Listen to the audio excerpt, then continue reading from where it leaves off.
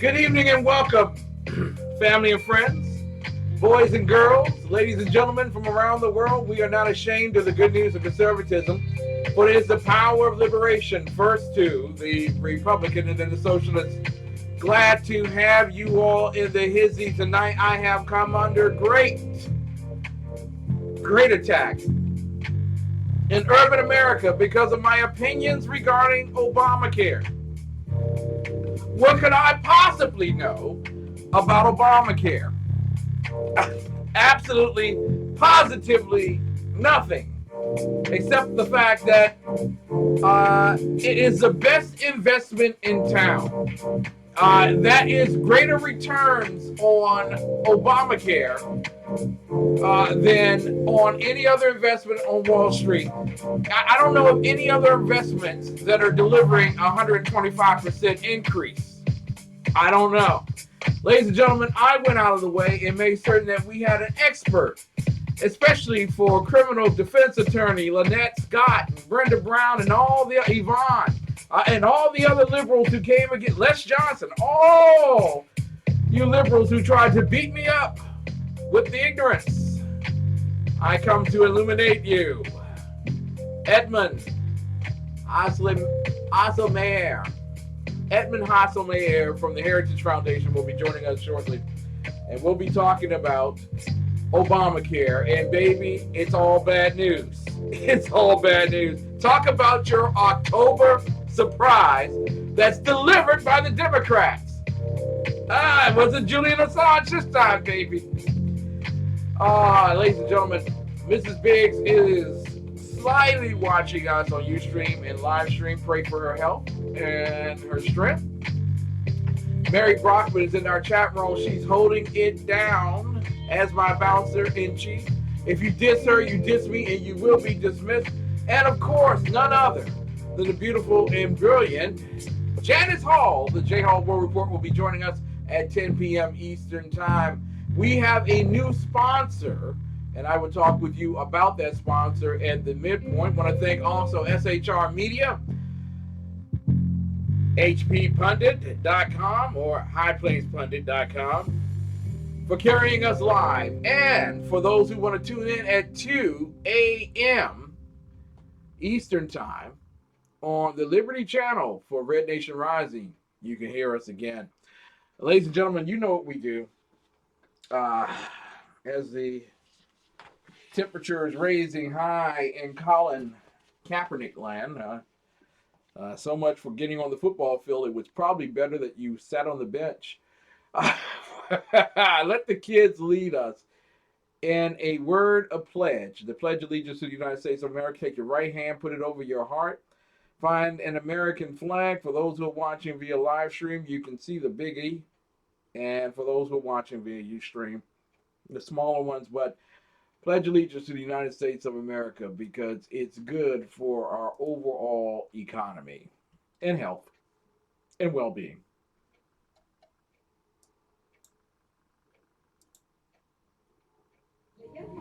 You can. Parents, ready, begin. Allegiance to the flag of the United States of America and to the republic for which it stands, one nation,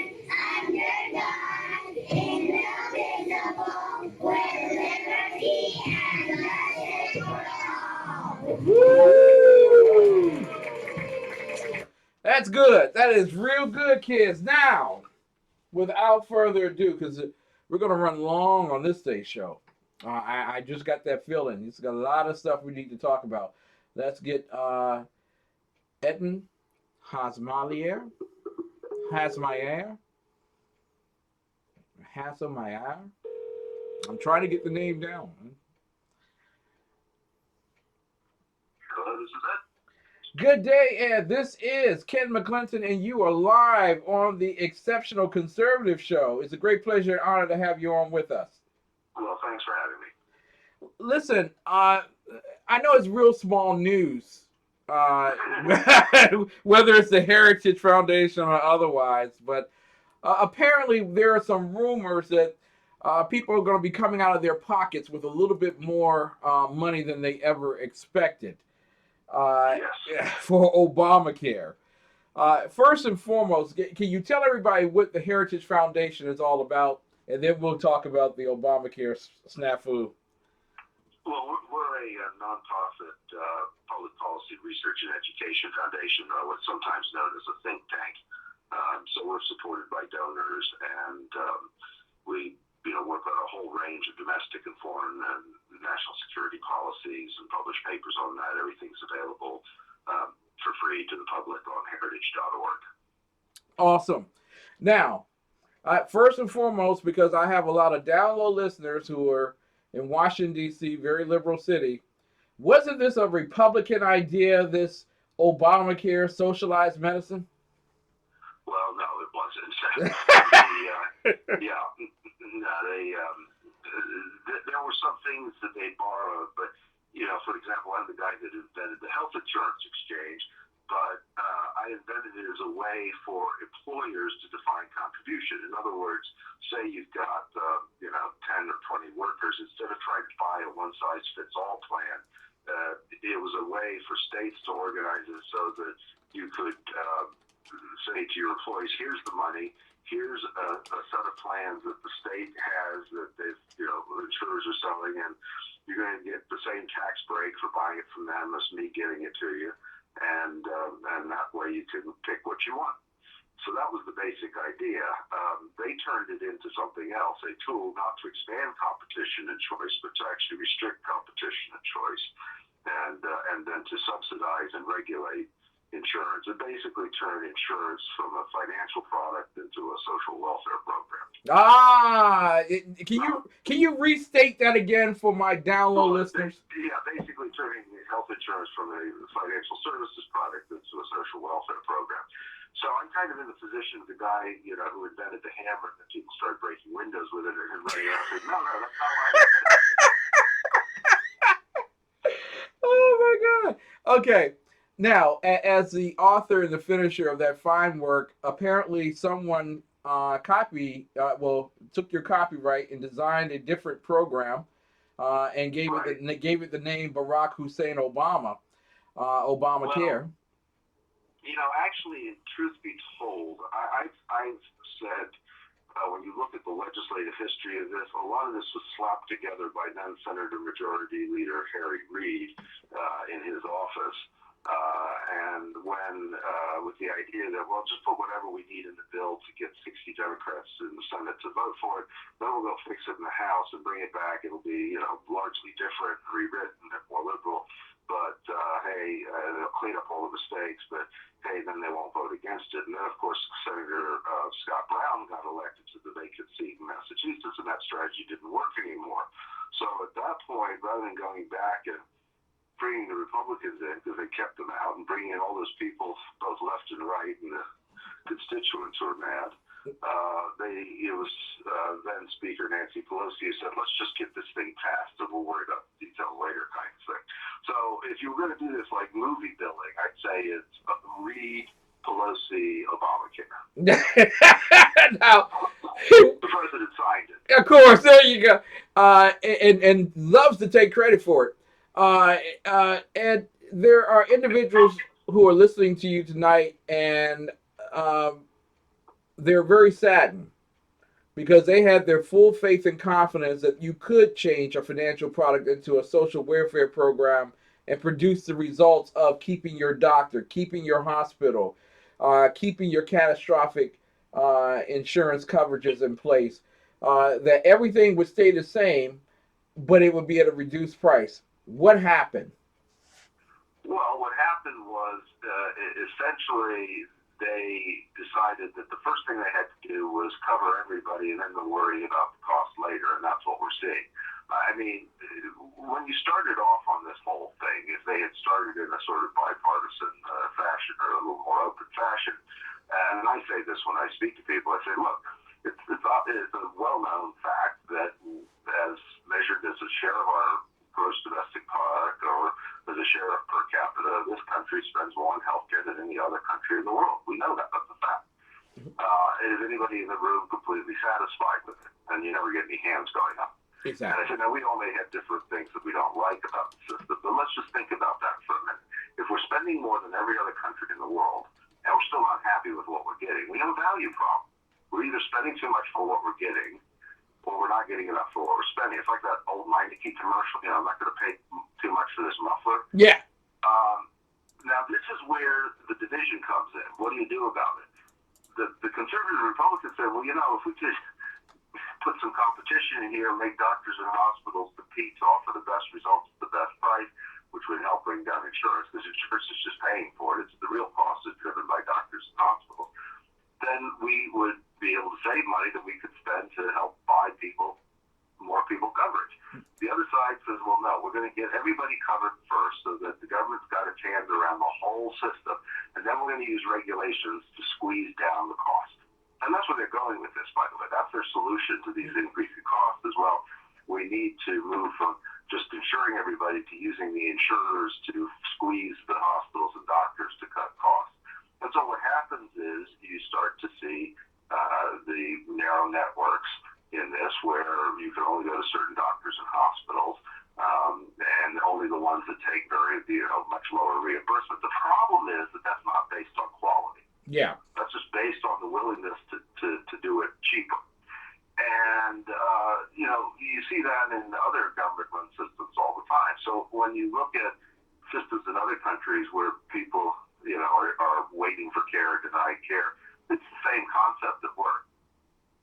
We're talking tonight with Edmund Haislmaier, who is with the Heritage Foundation. He is one of their great scholars, especially in the field of health services, health policy services. And we're talking tonight about Obamacare, and that this was the greatest wish ever for the Trump campaign, that we would see the disintegration of a social welfare, socialized medicine program right before our eyes. And it took less than 3 years to do it. It's amazing, simply amazing. Now, Ed, there are people who are listening tonight from Washington, D.C., the liberals, and they're saying that it's the insurance companies, the evil, despotic corporate insurance companies that are destroying Obamacare. And if it wasn't for those greedy companies, Obamacare would have been successful. How true is that? Not very, because the problem is the insurance companies just passing on the costs that they incur. So, when you look at an insurance premium, basically 80 to 90% of that, 80 to 90 cents of every dollar you're paying in a premium is going out the insurance company to pay the doctors and hospitals for the services that people consume. So if you set up a system that encourages people to consume more services, or does it in a way where they're indifferent to the price of it, then those healthcare costs are going to go up, and the insurance company is going to pass them on. And that's true, by the way, of the nonprofit insurance companies. It's true of the publicly run insurance companies. Do you know that there's some that are publicly run insurance companies in Obamacare? Yes. There actually are government-sponsored plans offering coverage in Obamacare. LA Health Plan, LA Care Health Plan in Los Angeles is a public entity. It's created by the state and county of Los Angeles. Now, everyone is listening tonight, and they're saying to themselves, how did we get from the promise in 2008 of you can keep your doctor, You can keep your hospital, you can keep your plan, to the point now where people are getting letters in the mail saying that you now have one insurance carrier in your state. Good luck with that. And now your premium has been raised 92%. How did we get to this? Well, it was partly mistakes in the way they designed the legislation, and in some cases it was mistakes in the way that the Obama administration implemented what the legislation did. So let me give you just one example in the legislation of the sort of thing that I think is completely backwards. Remember, the idea here was, well, instead of the government collecting the taxes and paying for this, which they knew was not going to be popular, we're going to have all these requirements, but we can offset the cost of these more expensive enrollees by enrolling people who are less expensive and using that money not for them, but for the other people. And to a certain extent, that is how insurance works. I mean, your auto insurance, you know, you and I pay auto insurance, and we pay it, and, you know, maybe we never get a claim because we don't have an accident. So our money goes to pay for claims for somebody who does have an accident. So there's a certain amount of logic to that. But here's the problem. When you look at the normal variation in the cost of the consumption of healthcare between, say, the pool of 20-year-olds and the pool of 64-year-olds, people who are not quite yet on Medicare, it's about a 5-to-1 difference. The old folks consume about 5 times as much as the young folks. Now, that's no big surprise. I mean, as we all get older, we use more medical care, pretty much. Yeah. So rather than allow those rates to be charged based on that risk, where younger people are much less of a risk than older people, they said in Obamacare, well, you can only charge 3-to-1 rates. Well, what does that mean? Well, it means if you're 50 to 64, your premiums are going to be artificially lowered by about 10 or 15%. But if you're 20 to 30 or 35, your premiums are going up 30, 40%. And that's before we even start requiring additional benefits like the law did, et cetera.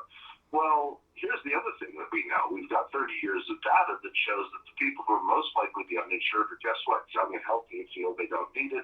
And by the way, I mean, unless you're a professional athlete, when you're starting out just out of school and you're first in the workforce, you're not making a lot of money, nowhere near what you're going to make probably years on when you have more experience. Exactly. So what you're right off the bat doing with that rating adjustment, that artificial rating constraint, is you're raising the premium for the very people who are most price sensitive and least likely to buy it if it gets expensive. And then you're counting on them to buy it to offset the other people who are sicker and will buy it. And then you're going to subsidize them to get in and buy it. And then you're going to mandate that they buy it. And you can see how this sort of snowballs, right? Exactly. This is all rolling downhill. This is why the president's trying to drum up young people to come in and buy insurance. But the premiums just went up 25% on top of what they already were. Why are they going to buy it? Yeah. And now I want to talk with you briefly about this tax subsidy idea, because liberals have been hitting me all weekend that people under $47,000 will not have to pay for any premium increase, and it will all be soaked up by tax subsidies. Is that true? It's partially true, but there's 2 important caveats on that. Yeah. Let's start with an easier one, and that is that the subsidy scale runs from what is called 100% of poverty to 400% of poverty. So, most people don't know what that means. So let me give you a sort of place where you can peg it. If someone works a federal minimum wage job, which is the federal minimum wage is $7.25 an hour. Now, a lot of states, D.C. included, have higher minimum wages. But let's just take the lowest allowable one, the federal minimum wage at $7.25. If you work a minimum wage job, and very few people do, most people make more than that. But if you work a federal minimum wage job, $7.25 an hour, and you're working what becomes called a full-time, full year, meaning 40 hours a week, 50 out of 52 weeks a year, you would be right about 125% of the poverty level. So if you're a single person, no spouse, no dependents, just you. Yeah. So that means, if to be at about 250% of poverty, you're looking at a job that pays maybe about $14 an hour. Yeah. Okay? Yeah. Exactly. So in theory, this goes up to 400, but guess what? For people who don't have families, it really starts to phase out at about 250%, where a young adult or even somebody who is a single individual who's in their 40s and doesn't have dependents, once you get above about $14 an hour, you're not getting any subsidy. Bingo. Even though on paper it goes up to 400, really at about 250, you're phasing out. So that's one point. The other point is that the administration keeps using this line that, 85% of these people are getting a subsidy. That's true of the people in the exchange. Mm-hmm. The people in the exchange, there are, as of the end of last year, there were about, end of 2015, there are about 8 million some in the exchange. And the 85% of them were getting a subsidy. That's about 7.4 million people. Okay. However, the total individual market that these rate hikes are being applied to, that these costs are being imposed on, is 17.7 million. Ooh. Right. So there's another 10.3 million. Some of them make up that group, that small group that for whatever reason buys coverage in exchange with no subsidy. But most of them are outside the exchange. So when you look at the entire market for this, the individual insurance market, it's about 18 million people, of whom about 40% are getting a subsidy, and the other 60% are getting hit with these increases and have no subsidy. Wow. So, and that's the political backlash. I mean, you want to understand why this has proved consistently unpopular. Think about those people and what they're saying to their congressmen and senators. Oh yeah, I can imagine the conversation. We're talking with Edmund.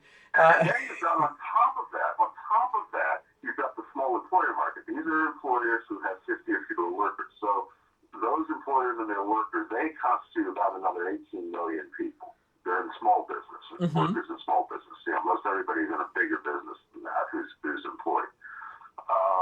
And it's not quite as bad there, but they're also suffering from higher premiums and reduced choices of plans because of the regulations. The regulations aren't having as bad an effect on the small business, small employer market as they are in the individual market, but it's still significant. So again, you add another. So you're looking at, upwards of 30 million people hopping mad. Heck yeah! 30 million people get notes in the mail that says, wait a minute, what you used to pay is now 25% more. And people are confused. Well, it's just 25% more than last year. Last year was 16% more than the year before. I know! and these are averages, by the way. Exactly. Exactly. Okay, so there are some places where it only went up 5 or 10%. There are some places like that. Vermont and California, I think, was about 13%. And then Minnesota, everybody got a 50% increase, I think. Exactly. And in Washington, D.C., there was a decrease of 4%. So a lot of people here in Washington, D.C. don't feel the effects of everyone else. They think... Well, these are, those people by and large aren't the political people. Those are those of us who just, live and work here, Yeah. But it does vary. So, and some of these plans, it's just huge, Now, I want to ask you one other question that was brought up amongst liberals who contested my proposal that Obamacare was going to go up and it was going to affect the poor right before the election. One of those was the big clue should have been understanding that Aetna, Humana, and United Healthcare were exiting stage left from the Obamacare, and prices were beginning to rise in the private marketplace. How does that impact what may happen in Obamacare as a signal? Well, this is where you see the decrease in coverage. I mean, look, there are some insurers that are actually making money at this, but they're the insurers that recognized early on that this was not going to be like the traditional individual market, that these young, healthy people weren't going to come in. It wasn't going to be the traditional individual market of, self-employed people, freelancers, et cetera, who are basically working class to middle class people. This was going to be a market that looked a lot like Medicaid. People who, and particularly a market that attracted sicker people. See, this is the other thing is you've got people moving into this because of the subsidies who, absent Obamacare, either had coverage or would have been covered elsewhere, but they get a better deal through Obamacare. Exactly. And so that makes the risk pool even worse. And frankly, there's some gaming going on, and it's not just the customers, it's healthcare providers. Well, yeah. So, So what happens is if you're an insurance company that has experience in managing poorer and sicker patients, which is typically Medicaid managed care plans, then those plans haven't done too badly on this. It's the other ones that didn't realize that was what they were going to be dealing with who kind of got their heads handed to them. When you talk about the big names, the Aetnas and the United Healthcare and things like that, keep in mind that this entire market, both subsidized and unsubsidized, this whole entire individual market, on and off the exchange, is just a tiny slice of their business. Mm-hmm. And, their attitude is, look, I've got better things to do with my money than this market, so they move out of it. So, over half of United's entire enrollment are people who are in self-insured large employer plans where United is managing it for them. Mm-hmm. Now, this is just a small slice of their business, so they pulled out. That's why the ones that tend to be left are either the Medicaid managed care plans that are making money, or the Blue Cross and Blue Shield plans that sort of dominate all the markets in their state, and sort of because feel obliged to stay in there, particularly since many of them are nonprofit and they have to justify that by providing community benefit. That's why you're hearing a lot of screaming from the Blue Cross plans. They feel stuck. Exactly. And then you've got, and this is what's interesting about this. Both the expansion of Medicaid and Obamacare and the exchanges has fueled something that's been going on in the past, but I think it's accelerating. I'm looking into it, and that is dominant hospital systems going in and setting up an insurer. Really? And sort of vertical integration. Now, some of this will work, and some of those haven't. So what we saw this year is there's a couple new ones, for example, where the hospital system set up an insurer is now offering coverage from exchange. There are a couple of new ones in Wisconsin. Children's is one of them. But we're also seeing a similar arrangement, Baptist Health in Kentucky, Baylor's not in Wade in Texas, where they just throw in the towel and put it out this year. So it remains to be seen whether that model, where you say, well, we can control these costs because we are a hospital, if that actually works. Well, there are people tonight who have opened up their envelopes and they see that their rates have jumped. I know my wife is upset. Her rate jumped from $300 a month to $600 a month. There are others who are seeing their rates jump from $700 a month to almost a mortgage payment, $1,800 a month. And so the question is it better that we just switch over to Medicaid for everyone, Medicare for everyone? Well, that's certainly where the folks who designed this would go. I mean, their solution is to just subsidize, throw more money at it, throw more regulations at it. Mm-hmm. But of course, then the problem becomes you have limited access to doctors and hospitals, only the ones that will take low rates, et cetera. It's very disruptive. And that's difficult to persuade.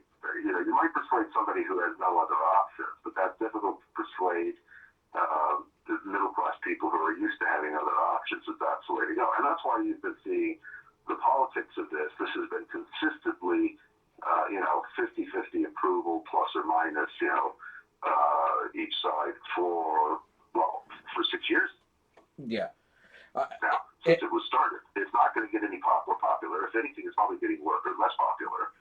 And that's why you've seen just, it's become a job killer for Democrat politicians who supported it. Yes. In 2010, the Republicans took the House with the biggest wave that had happened in House elections since the 1920s. 80 years. Then in 2012, was it 2012 or 2014? I'm losing track of it, but the Republicans took the Senate. They may lose this year, but they'll come back in 2018. The math favors them. And meanwhile, Republicans picked up state houses, governors, just huge, huge ways. And so that's why I think it's very interesting what a Democrat governor like Governor Dayton in Minnesota said, where he said that Obamacare isn't affordable anymore, as his state is looking at across the board 50% increases. I think the way out of this is when Democrats like Governor Dayton start to realize, hey, our side, we drove ourselves into a quagmire, and we got to find a way out. I want to ask you one other question regarding this, and then I have a question regarding the BCS, which you were fundamentally responsible for. But throwing Governor Kasich under the bench over the weekend, the Ohio GOP coming out and supporting Donald Trump, was that the first sign that Obamacare is really going to impact the rest of this race? I don't know, and I'm not expecting a lot of impact on the presidential level, but I do think it is going to play significantly in the congressional races. That's where people are, I think, going to be more focused. And frankly, that's where it belongs. I mean, the reality is that Congress has got to go back and reopen this law and start changing stuff. If some Democrats are willing to do that, like Governor Dayton was saying, and we can get some equivalent Democrats who are willing to do that, then I think some progress could be made. In the end of the day, if Congress can come to some bipartisan changes, and they will be by definition bipartisan, because that's the only way to get anything out of the Senate, then to me, I'm not sure it matters who's president, because he or she will simply sign it to get it off the desk. Because for the president, the next president, this is just going to be a festering problem. Oh, yeah. A significant one. Alabama, are they winning this year? First, come on! You designed the program.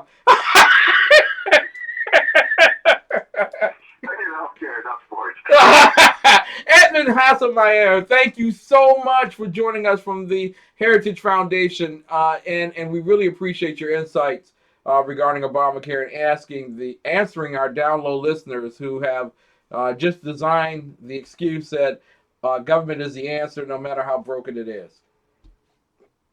Yeah, sometimes it makes the problems worse. Exactly.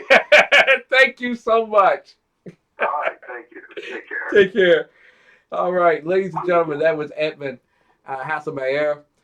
He's an expert on healthcare, Medicaid, state healthcare reform, health providers and industry, healthcare reform, Obamacare, King versus Burwell, you name it. He's an expert on it. But you know what? My down low listeners would never tune in for this. They don't want to hear someone like Edmund Haislmaier, who has crafted such brilliance, no matter what it is in terms of healthcare, and offers a free market system that could be affordable for many who need it most. But no, they don't want to hear that. What they want to hear is that racially, the reason why Obamacare is not working is because it's racial, because he's a black president. If he was a white president, then Obamacare would work. There you go. That's it in a nutshell. There you go. Ladies and gentlemen, thank you so much for tuning in to the first quarter of the Exceptional Conservative Show. We will be right back with more of the best in urban conservative talk. And I want to tell you at this halfway point, we have a new sponsor, Cosmeday.com. Cosmeday.com. And I'm telling you, they got some wonderful, wonderful gifts across the board. Fragrances, makeup, skincare for men, for women, natural and organic, hair care, care for the mother and the baby. They have discounts every single day. And guess what, ladies and gentlemen? Guess what? Free shipping on every purchase. Every purchase, free shipping. You cannot beat that. You just can't.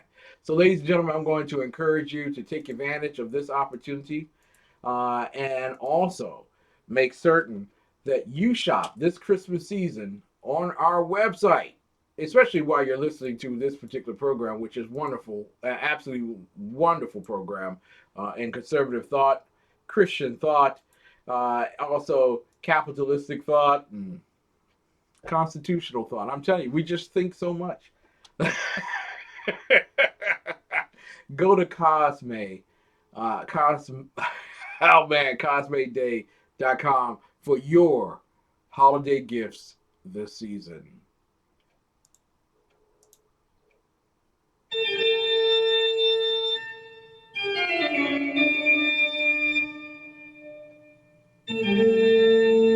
Time for an unpleasant blind guy. Halloween bite. Halloween comes up in every election cycle. And certainly in this year of 2016, there's a lot for people to be apprehensive about. We have people on our punditry shows telling us, well, the United States of America survived 8 years of Barack Obama. It'll survive Hillary Clinton. And those of us who are Constitution watchers would frankly disagree. It is very scary knowing that we now live in a post-constitutional United States of America. For the people who watch these sorts of things, it's frightening to realize that unelected officials are in charge of an America where there is nothing that the government doesn't tax, control, or regulate. We're told that if speech is deemed hate speech, it's not protected under the Constitution of the United States. We're reassured that the incremental disarming of the American people is just common sense gun measures meant for our safety. And privacy? Forget that. People of all political stripes were horrified to learn that our own government is recording and saving our conversations. Yes, they call it metadata, but we know that that's just data with meta in front of it. In Obama's post-constitutional United States of America, each citizen is a suspect. And what bothers people even more than that is that non-citizens are now being elevated above citizens. They are being protected, given welfare, and, let's be honest, some of them vote. We have a Speaker of the United States House who has decided to abandon the candidate of his own party as of this recording on October the 11th. And he's doing this so that he can prepare to kowtow to a new progressive president. Meanwhile, we have the standard bearer of the Republican Party, who is, unarguably, crass. On the other hand, we have the standard bearer of the Democratic Party, who is unarguably a criminal. People who study politics and policy have been worried for a long time. And now, people who have just been trying to live their lives and be left alone are frightened too. We all know there's something wrong. But spooky people on the cable news channels are telling us that quote-unquote scientific polls have already decided the election. There is so much fear in the body politic of the United States of America that you can taste it. It seems like this is one Halloween where the real monsters are about to be given the power over their victims. There is another element, however, that we have to consider this Halloween. The Judeo-Christian God inspired the creation of the United States of America. There is absolutely no reason for us to move forward in fear, because God will not put anything on our shoulders that we cannot bear. We know that as long as anyone who loves the concept of self-rule lives and is willing to pass the knowledge along to the next generation of the structure that empowers that self-rule, that whatever happens in the upcoming election, the spirit of the United States of America will not die. People, whatever the polls and pundits are telling you, remember one thing. As Christians, we know that in the end, we win. Now, if you're an atheist or an agnostic, well, I don't know what to tell you, except I guess you're on your own, and good luck clinging to reason and science alone for comfort. But for the rest of us, for those of us who are willing to take the hands of our brothers and sisters of all races in ours and share the love and respect for the freedom and liberty that the true United States of America represents, God will sustain us. As the 23rd Psalm says, "Yea, though I walk through the valley of the shadow of death, I will fear no evil, for thou art with me." So go forward, my friends. Fight for personal liberty. Fight for self-rule. And know that you need not be afraid of anything. Hey, I'm scared of spiders, Coach. I'm afraid of spiders too, Coach. Yeah, spiders freak me too, fellas. Well, okay. Maybe spiders. Happy Halloween, people.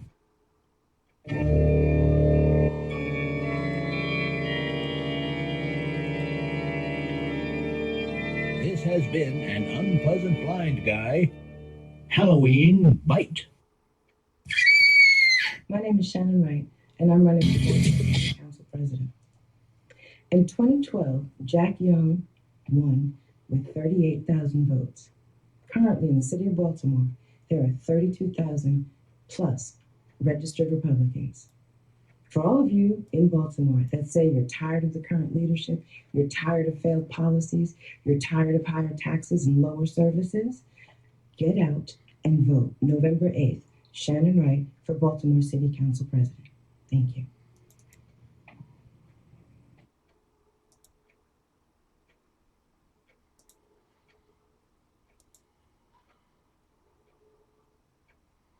Yesterday, you went on the air. We're talking about your fake Prada sunglasses. Yes.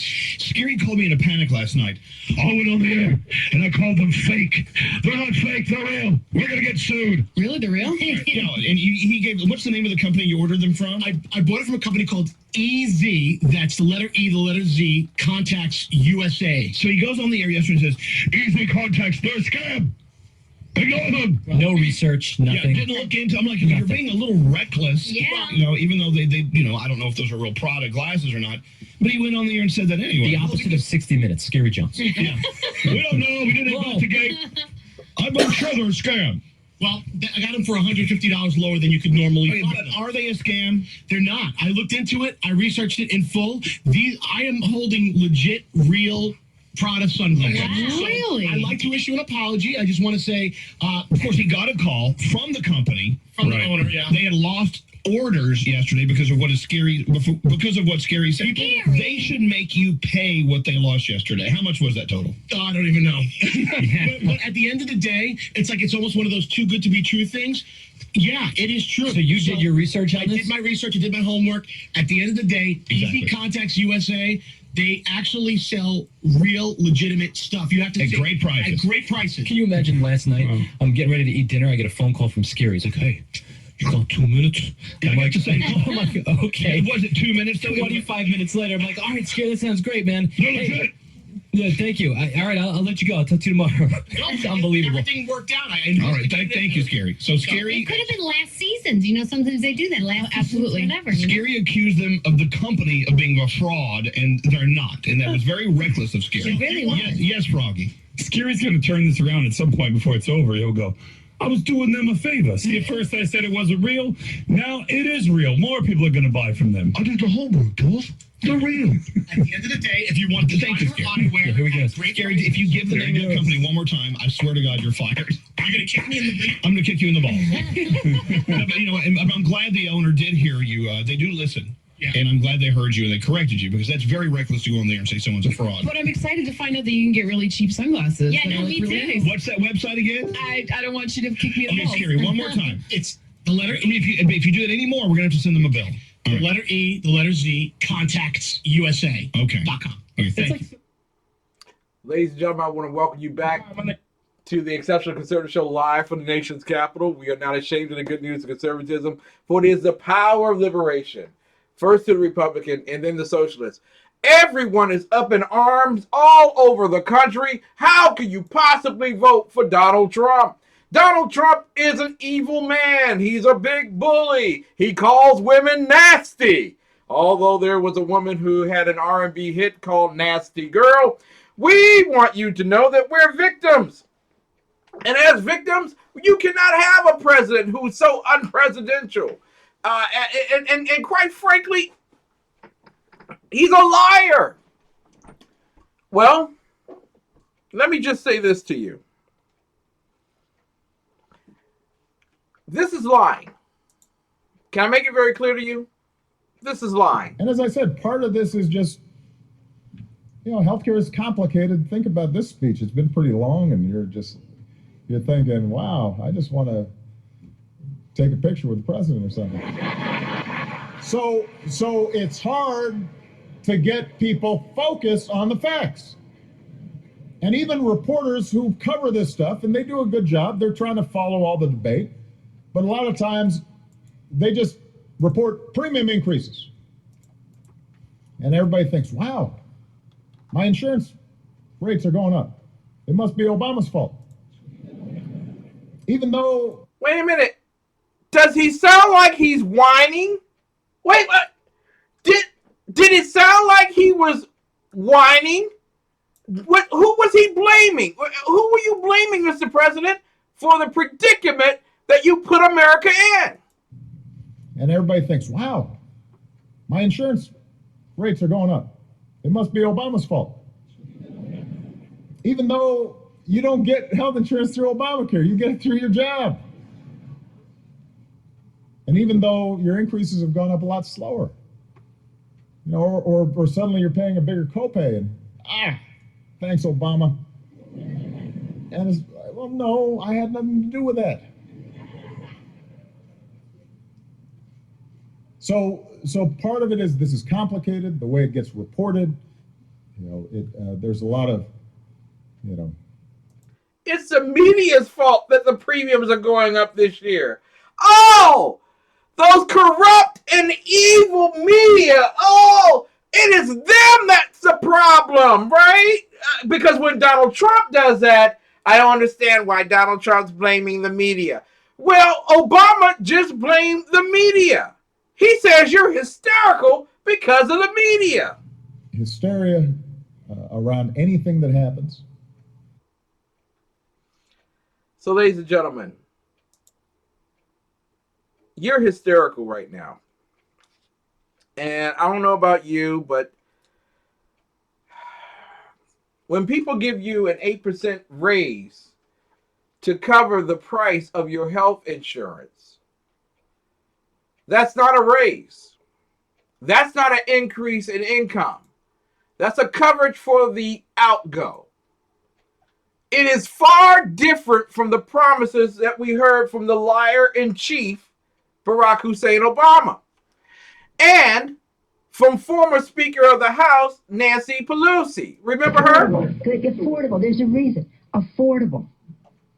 Affordable. Affordable. Affordable. Affordable. Affordable. Right. All right. Affordable health care premiums. Those affordable things, they're going to skyrocket. We're talking 25% across the board increase, according to a new government report, which doesn't suddenly sound all that affordable to me. Will this massive spike be really the death of Obamacare? With the latest in Washington, D.C., we have our senior correspondent, Peter Barnes. Affordable, right. That's right, Tricia, and that 25% increase is for the benchmark plan, the so-called silver plan, and that is triple the 7% hike that we saw on that plan last year. The Department of Health and Human Services says insurers are raising these premiums on 11 million customers in 38 states with Obamacare marketplaces to bring their revenues in line with their costs. Translation. Okay, can we hear that one more time? Why things go up in price. I want you to understand why things go up in price. And I want you to understand what Obamacare did to poor people. It squeezed them into a very defined and confined marketplace. And you didn't even really need death panels because they put their faith in Gov and they're paying a very heavy price. This is what happens in business. Places to bring their revenues in line with their costs. Translation: more insurers are dropping out, more people who are sicker are signing up, and the number of younger, healthier people to subsidize them are not. In one state, Arizona, premiums are more than doubling to about $400 a month for. I want you to understand, and I want to thank the great people from Red Nation Rising. I know that you all are going away. Love you. Hope to see you tomorrow night for Sackheads Radio Night, Wednesday night. But healthcare premiums in 2017 are projected to increase 40% in North Carolina. If you don't think that's going to change the outcome of an election, you're sorely mistaken. This is a direct hit to your pockets. 43% in Illinois. Well, Illinois is crazy like that. They're liberal and they like to pay a whole lot of stuff, pay money, and I don't know how they do it, but they do it. They just moved to Wisconsin. Oklahoma, 69%. Arizona, 116%. So all that stuff that you're hearing about Arizona going blue, it ain't going to happen. Or the Silver Plan, the second lowest cost plan in Obamacare. In Oklahoma, monthly premiums are jumping 69%. Illinois, up 43%. North Carolina, up 40%. The increases are single digits in 6 states. One state, Indiana, down 3% to $229 a month. The administration says premiums are still lower than what they would have been without Obamacare. It also says most Obamacare marketplace customers actually won't have to pay much more out of their own pocket because their government subsidies, their tax credits will also increase to cover much of the extra cost. Thank you all for listening tonight, because now you understand that that's not the case. If everything is supposed to be equal and you get the hit before they make everything equal, you're paying money out of pocket. You're going to pay money out of pocket, even for those people who are on the marketplace. And like what Ed said earlier, there was a 68% increase last year. So this stuff is faster than it was before Obamacare. Rising in value. Well, not value. Decreasing in value. Increasing in cost. And how much is that? Well, back in March, the Congressional Budget Office projected those subsidies would amount to $56 billion in 2017. These are paid by the government, by taxpayers. Who's paying? If I charge you $100 for work and somebody comes in and pays $50 on your behalf, I'm still charging you for the other $50. Mr. and Mrs. America, Obamacare is an automatic tax increase to you every single year. It is an auto tax to you. And quite frankly, if you don't get that, you really are missing the ball. You are truly missing the ball. What this government has done is made it almost, you think you are, because you are linked for health care, that you become the property of the government. Your wallet now has become the property of the government. They will automatically take out what they need, when they need it, whenever they need it, to cover their social welfare program called Obamacare. Now, do you really think, as people are opening up their mail and they see, oh, bill, healthcare. Yeah, I love my health insurance. Got kind of high up there, but I think I can afford it. What's this? It was $700 a month last year, and now it's $1,700 a month. Who's responsible for this? And this is where the liberals don't want you to jump. They don't want you, just like Obama, he wants to blame the media for the way it's being reported. What they don't want you to do is point the finger directly at the problem. The problem is government is not the solution, never has been the solution, and you can never expand government programs, social welfare programs, to cover everyone,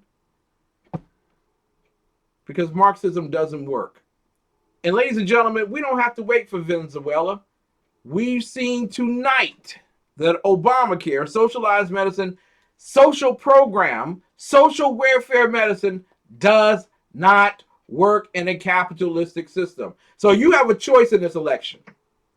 And I know we're going into the second hour, but I want to make this very clear to you. You have a choice in the second hour. You can choose capitalism and watch what happens when we open the borders for insurance companies, not for illegal aliens. Make everything competitive. Open the door so that many people have many choices. You'll see prices fall, quality increase, and never again will you hear people talk about we need socialized medicine. Ladies and gentlemen, the options are very clear in this election. You can either have socialism or you can have capitalism. I think we were doing well under capitalism. We'll be right back with more of the best and none other than the most beautiful and most vibrant late night world commentator, certainly Janis Hall, the J Hall World Report. We will be right back. And I dedicate this one to my very good friend,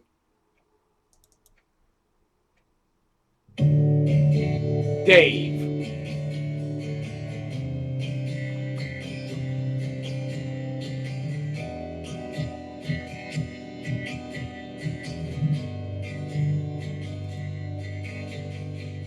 How's it going? I'm Julian Klunda.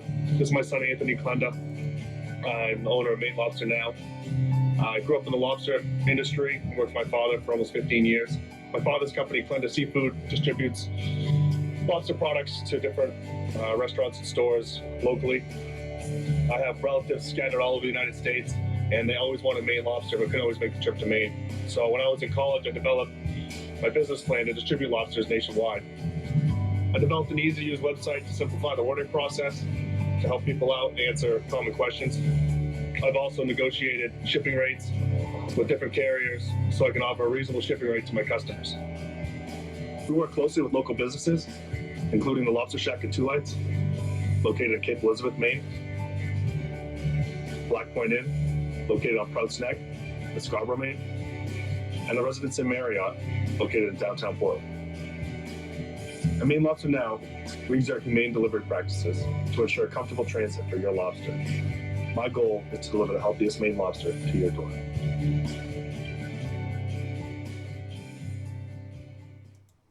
Audio Jungle.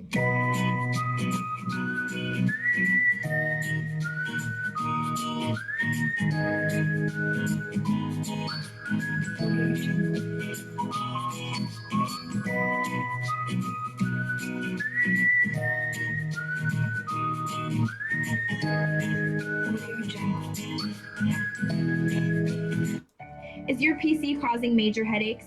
Now there's an easy way to make your computer run like new again. Introducing System Mechanic, America's #1 PC performance software. System Mechanic scans your entire PC for over 200 different types of errors. It then automatically fixes even the most stubborn and frustrating PC problems, restoring full speed and stability in minutes. Visit runlikenew.com to try it free.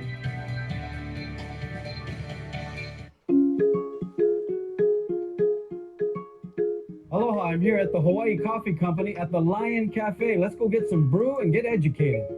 All right, we're here at the Hawaii Coffee Company Museum, and I got Sam here. Tell us about Lion Coffee and how did it get into Hawaii? Well, the Lion Coffee founder, Jim Delano, before Lion Coffee in Hawaii existed, bought the old Hawaiian Electric building downtown. And his idea was to build a cafe kind of like on a bohemian model to invite artists and musicians and have this really cool place to hang out and drink coffee. But once he refurbished the building, he didn't have any coffee, and he had to find out where he was going to get the coffee from. He discovered this trademark, Lion Coffee, established in 1864. Wow. And we're standing right in front of a case of all this old paraphernalia. This is how he discovered the brand, and he was intrigued by it. He did some research and tried to contact the company, see if he could buy some coffee, but Lion Coffee was no longer roasting. And so he found the descendants from the owner of Lion Coffee and managed to buy the trademark. And so basically, Lion awoke in Hawaii, and we started roasting here. Wow, that sounds like you guys had the concept and the idea before Starbucks. Yeah, that's right. The only thing is we didn't go international, but we do sell internationally, and our focus on our business in Hawaii is the most popular coffee in Hawaii. Of course. Mahalo-san. Go to HawaiiCoffeeCompany.com and get more cool information about Lion Coffee Roasters and Hawaii Coffee Company, where we're filming this video. They have a great free tour of the roasting facility, and you can check out all their highly sought-after coffees. Ladies and gentlemen, I welcome you back to the second half of the Exceptional Conservative Show live from the nation's capital. We are certainly not ashamed of the good news of conservatism, for it is the power of liberation, first to the Republican and then to the Socialist. What a wonderful first hour. Edmund Haislmaier, and I think I've done a terrible job with the name, but Haislmaier was with us, and from the Heritage Foundation, he's the senior health policy scholar there, responsible for crafting affordable health care in the marketplace. Yes, we had the designer who was going to use the free market to produce the results promised by Barack Hussein Obama. Unfortunately, they had no intentions whatsoever of using such great wisdom. They decided, and had always decided, that government was the solution. And it was not to create a better healthcare system. It was to create another social welfare program. And quite frankly, we understand now social welfare doesn't work, never will work, whether you're in Venezuela or in Washington, D.C., and it's time now for us to give that up. Give it up. Let's go back to the free market. And let's actually get to a point. There are people who run around talking about repeal and replace. And this is where I agree. Just repeal it. Repeal it. Leave it alone. Allow the free market to do what it does best and meet the needs of the people more quickly than government ever will, more efficiently than government ever will, and without all the political corruption that's entailed in the marketplace of government. Just very simple. Ladies and gentlemen, we want to welcome to the show. Hello. None other than the great Janis Hall, the J Hall World Report. We have been missing this young woman. It is so good to have you back. It's good to be back. Did you enjoy your time away? I did enjoy my time. I had a really good time in California for 2 weeks, and then I went to Colorado, and that was a lot of fun too. Wow. And now I'm back in DC. I'm happy the weather is cooler. Did we cool it down enough for you? I hear tomorrow's going to be a little cooler than today.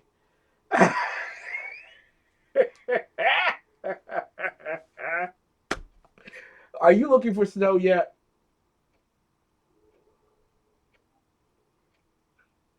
Did we lose you? Did we lose? No, I'm still here. It's just a little cutting in and out. Okay. Okay, I'm sorry.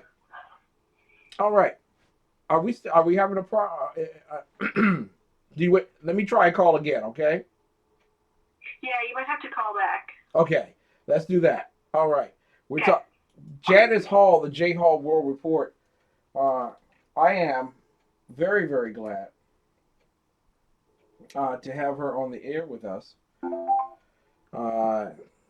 And I've really been missing her for the past 2 weeks. We want to talk with you about world issues, a lot of stuff going on around the world. And let's bring that up here.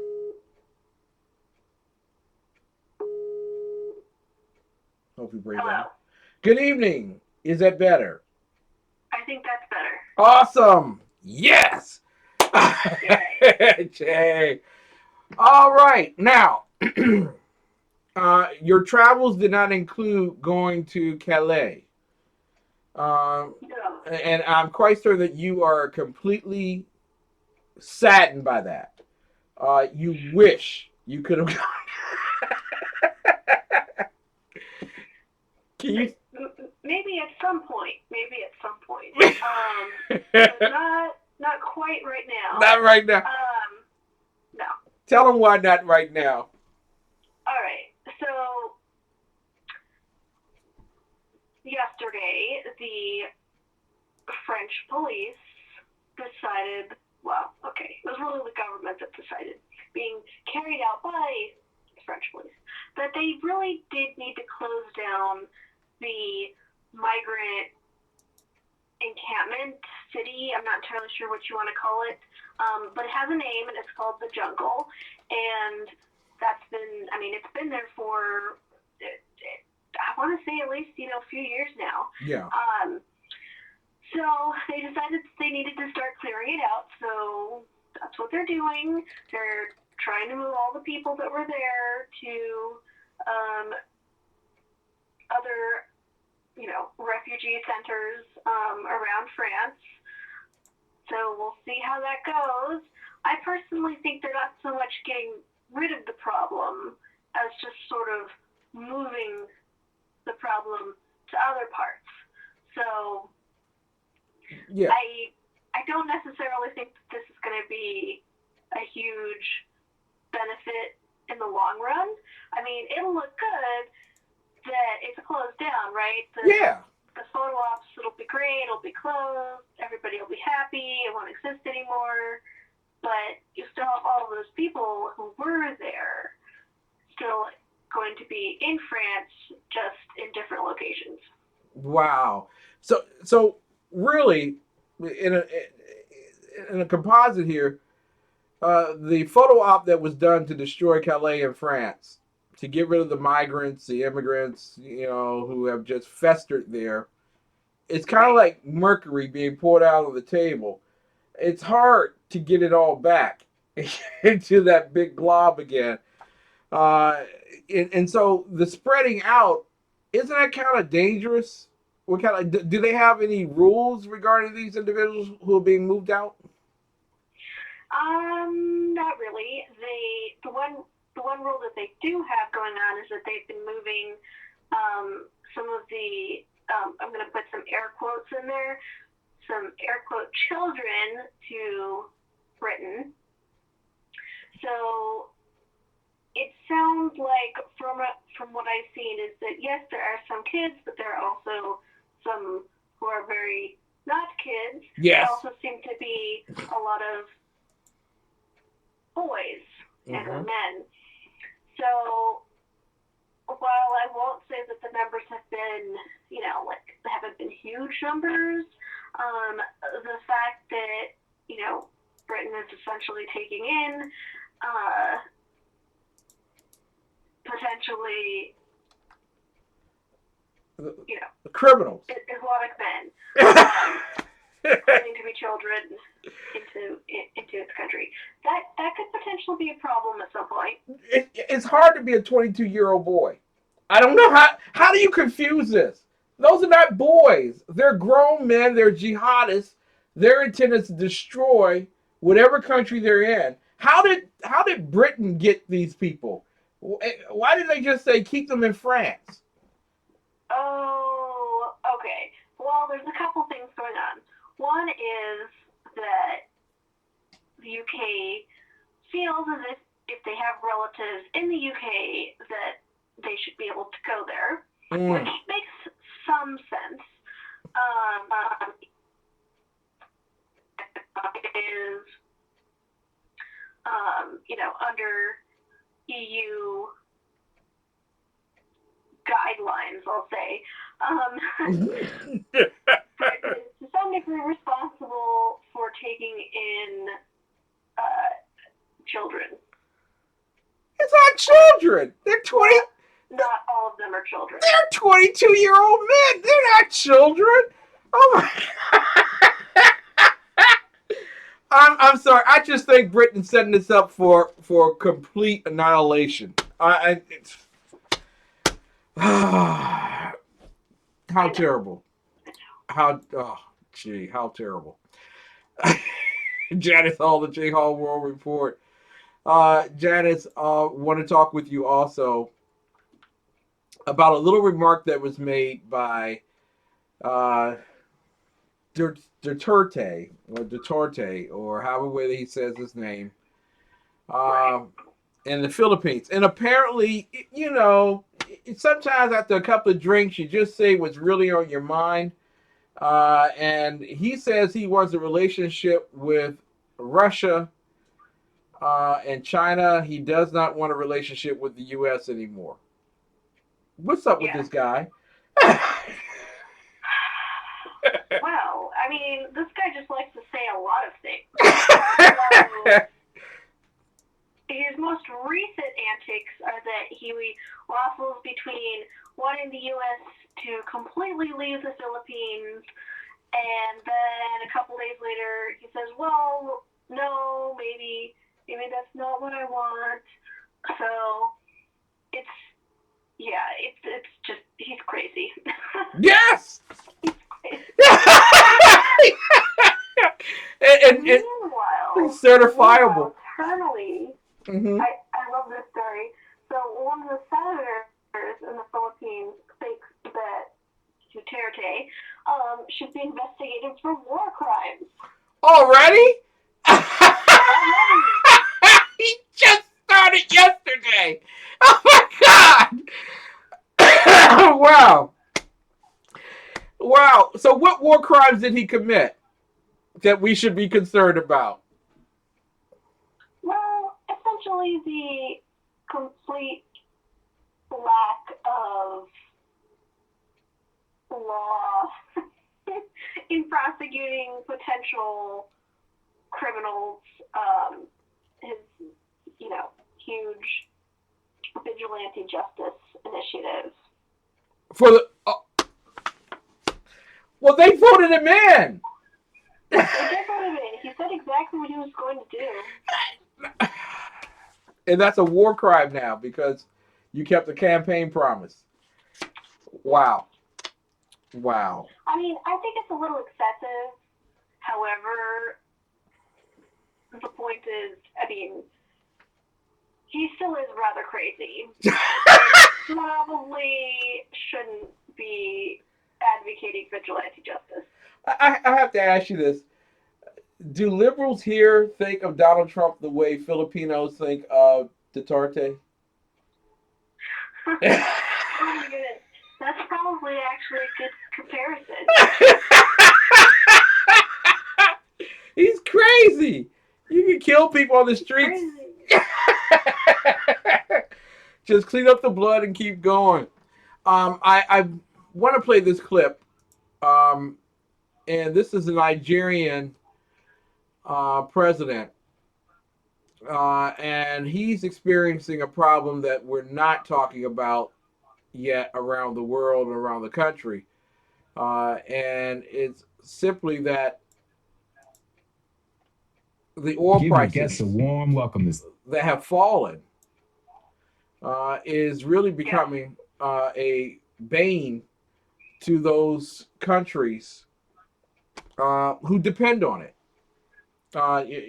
First, give your thoughts regarding that. Yeah, definitely. We've seen several countries have a huge problem with oil prices dropping. Venezuela, that we've talked about a lot. Nigeria, that we're going to talk about here in a little bit. Russia hasn't been doing great. Even Canada has been having trouble. Well, not that Canada's been having trouble overall, but definitely their oil industry has been hurting. Yeah. So with Nigeria, he's got a couple of problems going on. So yes, one is in fact that the oil prices have dropped, and that there's just not the money coming in that there used to be. Yeah. And so he's now asking for a huge amount of money from Parliament. Wow. To hopefully combat this. Now, they're in a recession. How much money is he asking for? He's asking for $30 billion. Wow. Chump change in America. This is President Muhammadu Buhari asking his recessed parliament.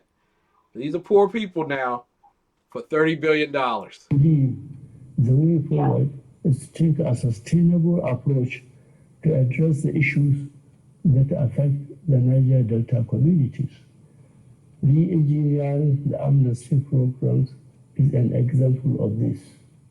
The recent spate of attacks by militants disrupting oil and power installations will not distract us from engaging leaders in the region in addressing Niger Delta problems.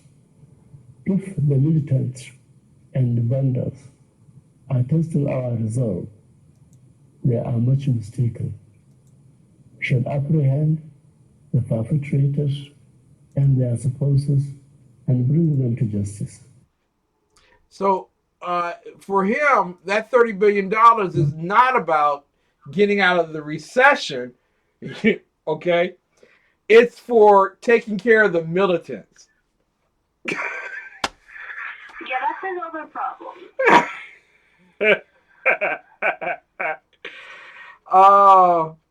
When you are a one-trick pony, it makes it very difficult to be successful economically around the world.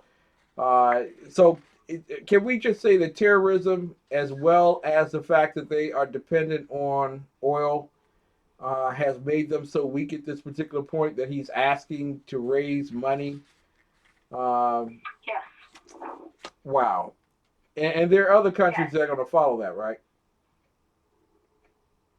Sorry, say that again? There are other countries that are going to follow that example, right? Oh, I would definitely imagine so. Essentially, in most places that are hurting economically from the drop in oil prices, they also have a problem with terrorists. And especially Nigeria, that has Boko Haram, they're getting hit harder with terrorism than some of the other countries. Now, I mean, when they were in the good times, didn't they know that their good times would come to an end eventually? When it was selling at $125 or $150 a barrel for for oil, I mean, those good days are brief, right? Shouldn't they have planned for a downtime? Everybody should plan for a downtime, but I think, as we know, that rarely actually happens. Yeah, when the spending's good, it's good. I wanted to ask you about Venezuela, because you and I have been covering that for a long time, well before the rest of the mainstream media began picking up on it. And you said that by the end of this year, Venezuela would not be Venezuela anymore. How does it feel to be absolutely right? Well, I mean, they still haven't totally fallen yet, which I think is probably surprising everyone. So, currently, the biggest news in the last couple weeks since I've been gone is that the referendum to get a new leader has stalled out. Well, okay, didn't quite stall out. It was basically shut down by Maduro. Shall we call him El Maduro now? Is he El Maduro? We can do that. The dictator in chief. Oh my God. Yes. So now, in response to that, we now have opposition leaders essentially wanting him to, trying to remove him politically through the court system. That's not really going to work. He still has too much power. Okay. But these are lawyers. I know. But I would think that eventually there will come a time when he's still where he just won't have friends. Yeah. but as long as he has a gun, he won't need a friend. Right. He's got complete control over Venezuela. Wow, and we were looking for so much promise with the death of Chavez, and apparently it's gotten even worse. Yeah, I mean, we should know better, really. Mm-hmm. Yeah, exactly. Look at North Korea. That got a whole lot better.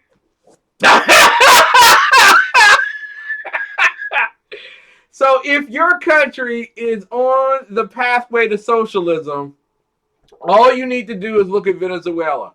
That's all you need to do. Yep. So it's a very good example. Oh my God.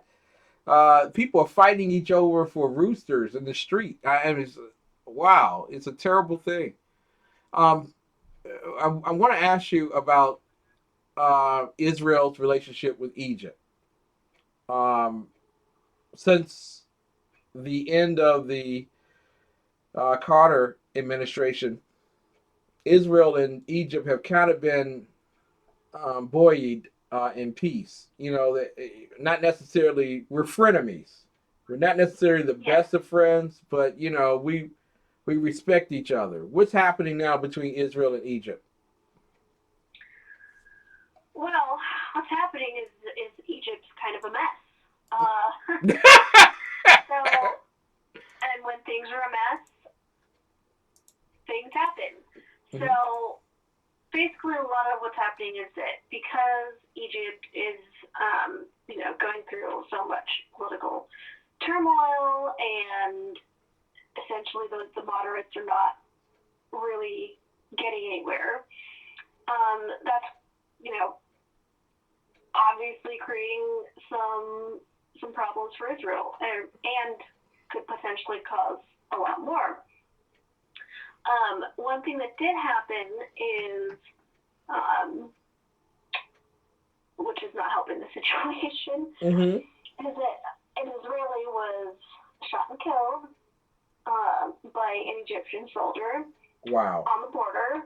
Now, I tend to think that this was likely a mistake. However, it is to some degree an example of, the tensions are somewhat high. Yes. Yeah, that's a pretty big mistake. And has there been any response yet from Israel regarding that particular scenario or situation? Not yet. They are still, investigating. Oh, I hate it when it gets quiet like that and we're investigating. Wow. Is there a potential that maybe Egypt is getting a little tired of Israel at this point? I think Egypt's always been somewhat tired of Israel. Mm-hmm. I think that Egypt right now is still trying to figure itself out. Yeah. And it's looking like it's not going to be a particularly moderate country. And it's looking like it's going to probably become more Islamic, which for Israel is bad. That's not good. That's not good. I want to ask you, as we come to the close here, Janis Hall, the J Hall War Report, which I think of as the gold standard for our program during the course of the week. Janis, we watch Venezuela literally fall into the abyss of socialism. And Brazil to its south once pursued capitalism, and now it's also following the same pursuit of socialism and falling apart. Is Washington, D.C. leading the way towards socialism? And if so, what happens with America if we elect a socialist? Well, I don't think that the U.S. is leading the way. I think Venezuela is doing a pretty good job of that. That's true. But I definitely think the U.S. and Europe, so, essentially Western civilization, is heading in a socialist direction. Yeah. And I think that as we are seeing in Venezuela, and as we've seen in Brazil, and, several other countries, that it's not going to end very well. Do you get a sense when you're talking to people here in the States, whether it's Colorado or California, especially those two places, do you get a sense that they understand that socialism doesn't work? Yes, I think that all right, to answer this question is going to be very complicated, but I'll try and keep it really short because we're basically out of time. Yeah. So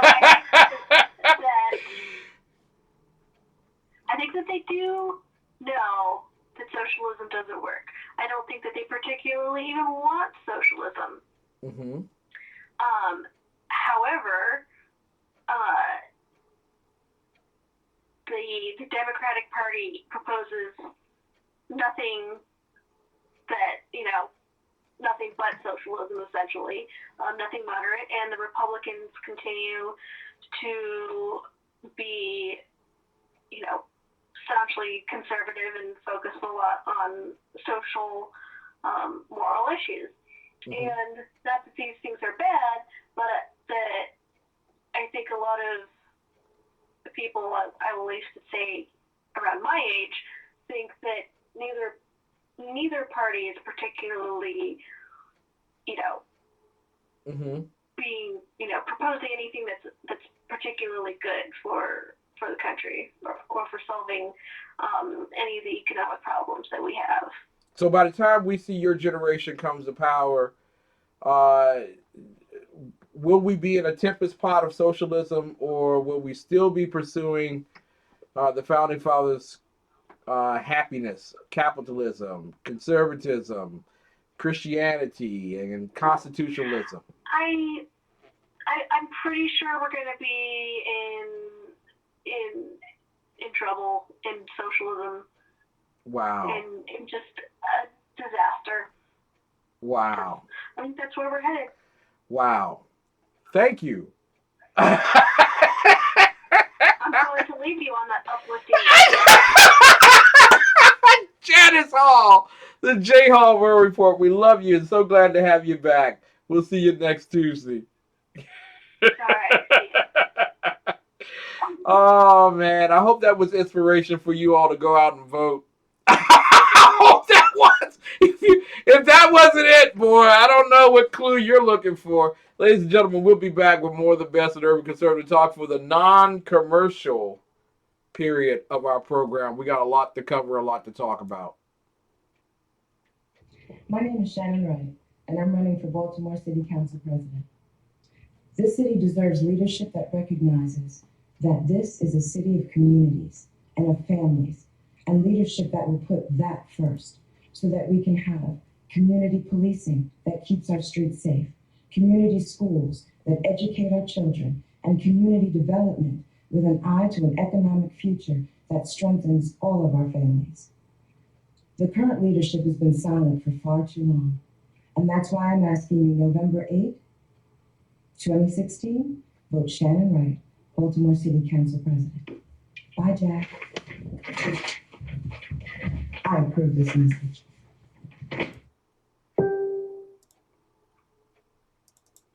Meet Jason.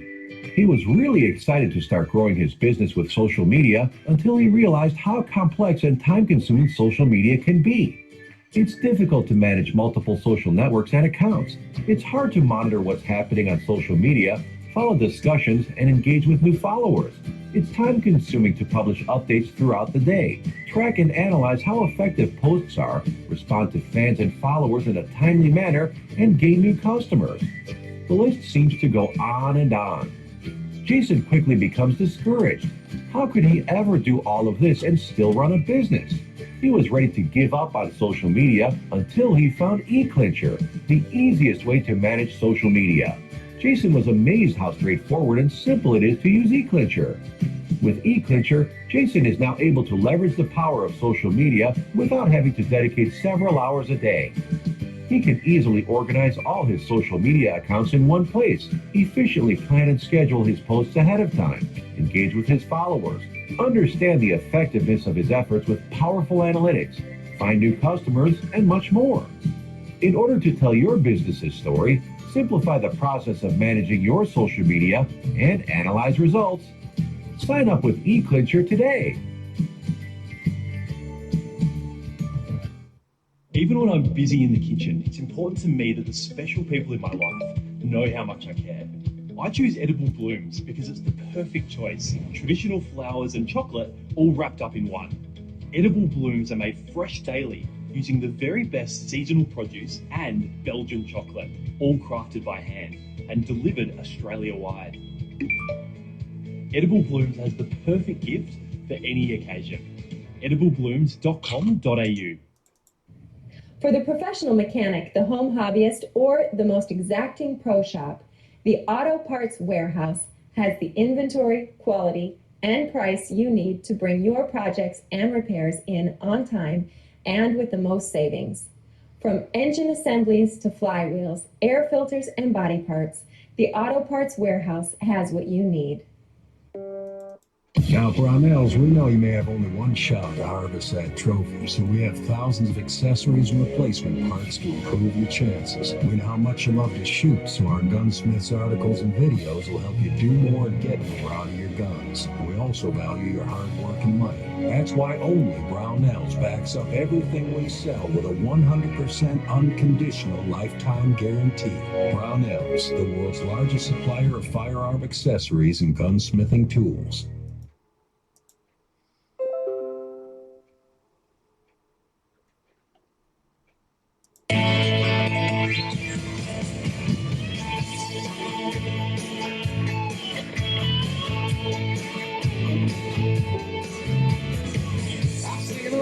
Places I've been around the world.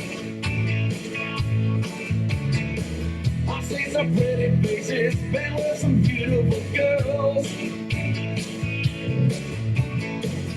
After all I witnessed, one thing still amazes me.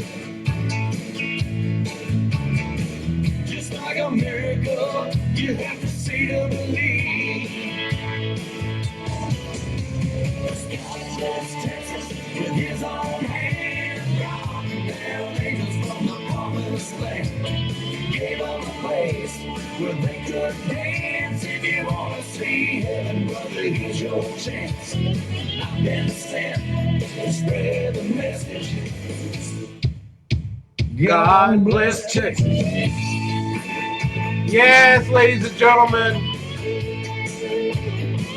There is nothing better than going to Texas. That's what I've been told, and actually, I'll be honest with you, I've experienced. Ladies and gentlemen, welcome back to the non-commercial quarter of the Exceptional Conservative Show, live from the nation's capital, where we are not ashamed of the good news of conservatism, for it is the power of liberation, first to the Republican and then the Socialist. Ladies and gentlemen, while Obama fiddles for Hillary, Obamacare is crashing and burning. And it was a great honor to have Edmund Haislmaier with us earlier tonight. He's from the Heritage Foundation, an expert in healthcare policy and markets. He, like all others, and this is, I wish we could take our victory our run around the stadia. Because we were right. Obamacare is a disaster, a living disaster. It is an embarrassment. And yet, there are those who want to keep the love alive. And that means that no matter how we reform healthcare, we will keep this promise to the American people. If you like your doctor, you will be able to keep your doctor, period. But for the average person, many of folks who don't have health insurance initially, they're going to have to make some choices, and they might end up having to switch doctors. They might have to end up switching doctors. Let me explain something to you. Conservatives, you were right. You were absolutely, totally, perfectly right. And yet, you're not going to get the cheerleading section. No matter how right you are, you're wrong. You see, the truth of the matter is those people who were hoodwinked and bamboozled want to blame you because they're the victim of their own naivete. They had full confidence that the promises of Marx and Engels, the promises of Fidel and Che, the promises of Mao and Lenin, the promises of Stalin, and all the other dictators around the world would somehow work out. Somehow, if we would just put a happy face on this, and if you guys would just, as concerned, if you would just believe what we believe, then it would work. But we as conservatives know we took our hands off of it and said, okay, you can spend trillions of dollars, and that was to our financial detriment, and that was to the detriment of our children and grandchildren. But what we said was, what we can do is we can sit back, we can relax, and watch the city burn. We have watched the riots of Baltimore. We have watched Ferguson burn. And all the time, we were principled and said, listen, that's not the right thing to do, but we will step back and let you do it. The unfortunate thing is that when we step back, people get hurt. People like the cancer patient in Ohio who loses their doctor because their doctor doesn't participate with a certain network any longer, and thus you have to cancel your proposed chemotherapy until such time as you find a doctor who is willing to support you and provide the care that you need, or one that participates with a hospital that's closest to you. Mary's in the chat room saying that not only are premiums going up, but so is the copay. You're paying more for fewer options. And in addendum to that, here's the hurting part. You may never get to certain copays because you have a $5,000 deductible. Now, I don't know about you, but how sick must you be to reach $5,000? The average family is not going to hit $5,000 in medical care in a year. Not unless they have some serious medical conditions. Maybe they have diabetes, type 1. Maybe they have cancer. Maybe they have leukemia. And those rare catastrophic situations, which is what insurance, specialty insurances should be if you're going to cover it under government. So that only a few actually qualify for it. Everyone else can go into the private marketplace. The unfortunate thing is those individuals suffer, and they suffer greatly. So you're probably asking yourself at this particular point, well, you're so brilliant, Ken. Since you're so brilliant, what are your ideas? Well, let me explain something to you. The ideas that I have are those that will actually liberate you.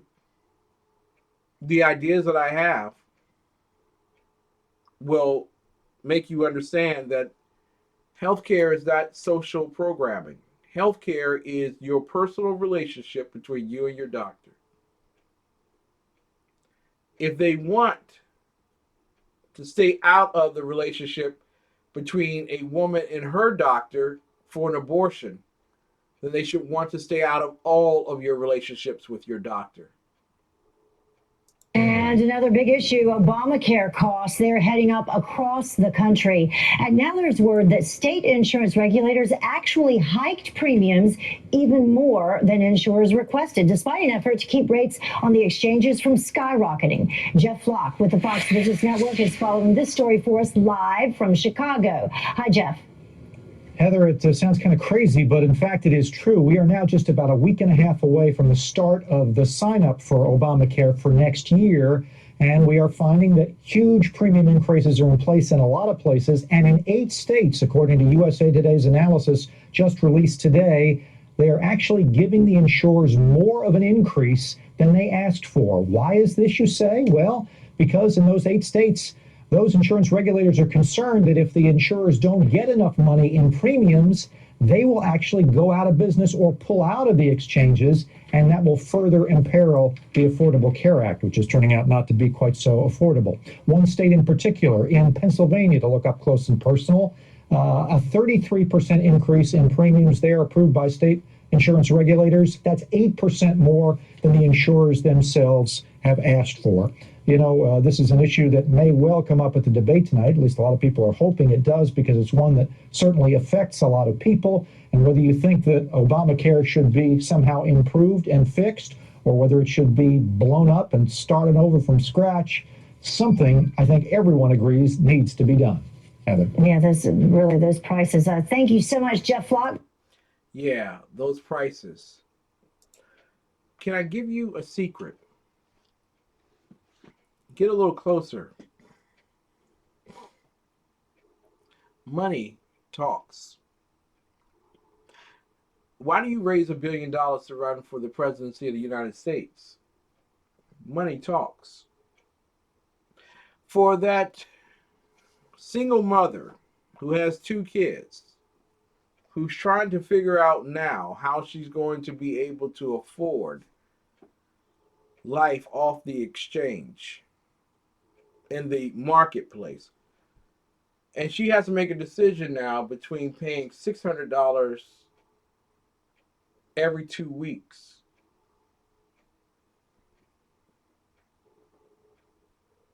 I want you to let that settle in for a moment. If you make, let's say, $60,000 a year, once you take off taxes, you're down to about 54. In that particular case, about 54,000. Then when you take off a mortgage payment, which is about, we round that up in our area, about $2,000 a month, 24,000, you're down to about 30,000 now. Food, take off about 10% of that, you're down to about 27. Car note, you take off another 6,000. So now you're down to about $20,000. And then you take out health care.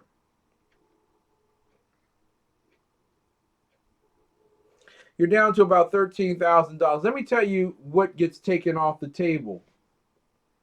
Vacations. You might be saying, well, it's just a vacation, Ken. But getting away just might be staying home. Which means that your economy in other states will be impacted because people can't travel because they are hemmed up by the cost of health care. What else gets? Savings gets depleted. You're now reaching into your pocket more than you used to, and you're giving those savings over to the government. What else gets hit? How about the whole idea of sending your children to a private school?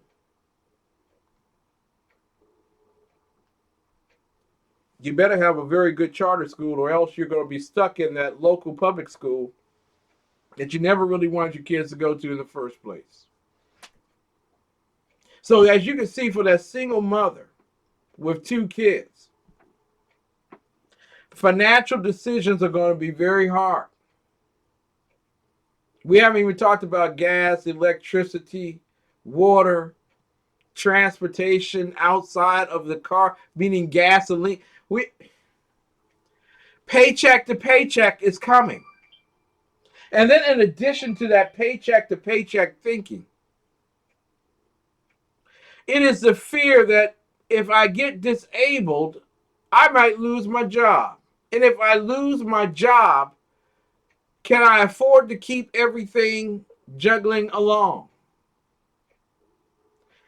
You see, and this is where I need you, Mr. and Mrs. Conservative, at this point. I need you to send this show to every single down low listener you can think of. Everybody who's a liberal, I want you to send this show to. Because they can't conceive in their Democrat thinking, they cannot conceive the fact that the government has constructed something that will impoverish a great many people. We were talking earlier, you're looking at about 10 million people. Overall, you're looking at 30 million people who will be impoverished by the decisions made by those on Capitol Hill. Harry Reid, Nancy Pelosi, Hillary Rodham Clinton, Barack Hussein Obama, Bill Clinton. They all constructed a device that they knew would fail. Now, I don't know about you, but if you were in an airplane with someone who knew there was no gas in it, and you took off, and that person got a parachute and jumped out, and then told you you should do the same thing, you kind of get the feeling that this person knew that this was not going to work. And yet he convinced me to get into the airplane. But I can't blame him for that because he's my friend. He's someone I support. He's someone I believe in. He wouldn't do me any wrong. So what I'm going to do is I'm going to blame the person in the air traffic controller unit. Him. I'm going to blame him because he should have known better. And he hated me anyway. I need for you to get this message out to everybody over the next week. Maybe you don't send my show, but maybe you send the information that says that we need to repeal Obamacare. Now, people talk about Medicare. We can extend Medicare. If we make Medicare bigger, we can take care of everybody. Please inform everyone that Barack Hussein Obama took $500 million for Medicare to prop up Obamacare. Do you really think that was a wise decision? Well, some people say, well, yeah, it paid for something else. But no, what you don't understand and what you're not talking about and what you won't say to other people is that you stole from Peter to pay for Paul and Mary suffers.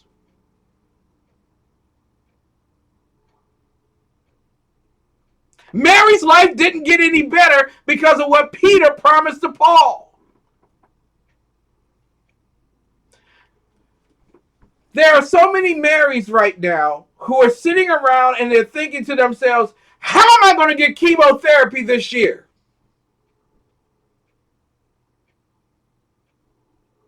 How am I going to get the medical care that I need? Do I choose between dog food and prescription drugs? How do I make it 70 miles to the hospital that does participate with my network when before the hospital was only 5 miles away? How do I get the other 70 miles? What about my children? Oh, don't worry about that. The government gonna take care of you. Really? How's that working for veterans? Now, according to the Heritage Foundation, they say that Congress must repeal the new law. But I want you to understand that Congress cannot replace it.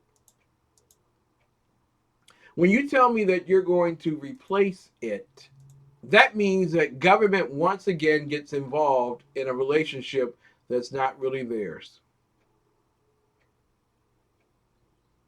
The relationship is a relationship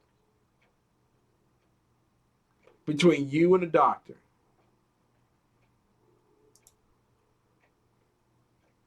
What you truly need is a free market approach to your medical care. Sit back, people, and relax. You see, in a free market system, doctors, hospitals, and patients work together through insurance companies and sometimes without them to find the lowest cost, the most efficient way, the fewest amount of times that they have to wait for care, the least amount of denial for care, and overall proper management. Single payer healthcare, and I promise you this, is not the rainbow bright experience you think it's going to be. I don't know about you, but if you ever poor enough that you had to go to the clinic, you will understand the reason why single payer healthcare doesn't work, because a lot of poor people have single payer healthcare right now. They're single and they're paying a whole lot for healthcare. They go into a clinic and they wait hours to be seen by the one or two doctors that are at that clinic. Or they go to the emergency room for a fever and wait 24 hours to be seen. You see, things didn't get better. It's just that more people had access to what was worse. It is supremely important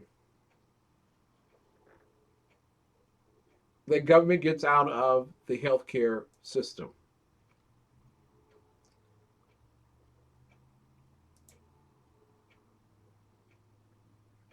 There are many things that can be done to improve and to make healthcare possible for all of us.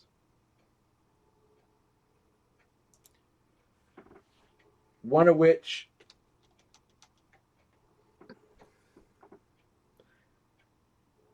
when we look at the cost of what an employer pays for healthcare versus what you pay for healthcare, it's simply amazing.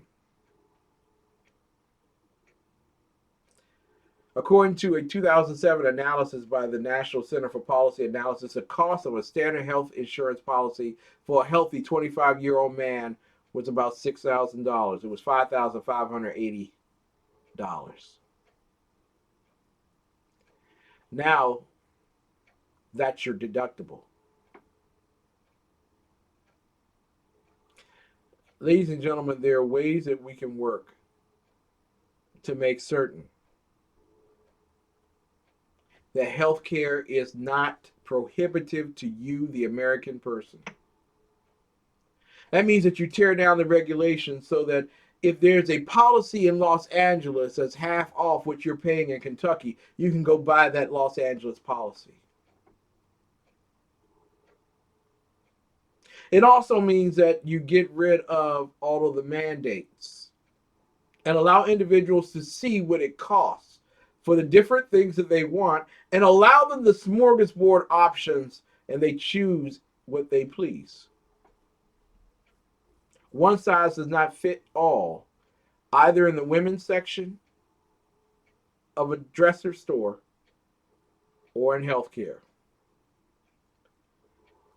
Healthcare is not about social welfare.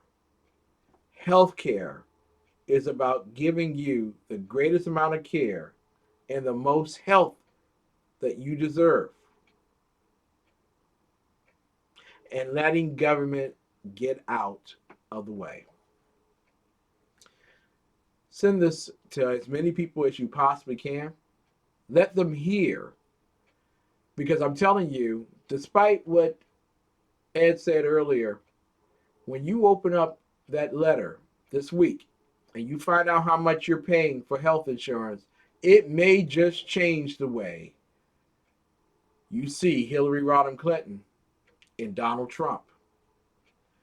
Which one of them is willing to give you a free market choice to lower the costs to give you quality health care? There's only one answer, and his middle name is John. A friend of mine once told me, Ken, always be brave, do never be fearful, do not die a coward. I promise you, I always will. From all of us here in Washington, D.C. at the Exceptional Conservative Show, we say thank you and God bless you. And to let you know, if you don't learn anything else tonight, God bless America. It's time for you to bless God.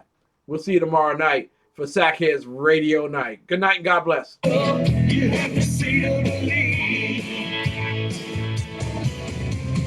God bless Texas with his own hand. God, there angels from the promised land. Gave them a place where they could dance. If you want to see heaven, brother, here's your chance. I've been sent to spread the message. God bless Texas.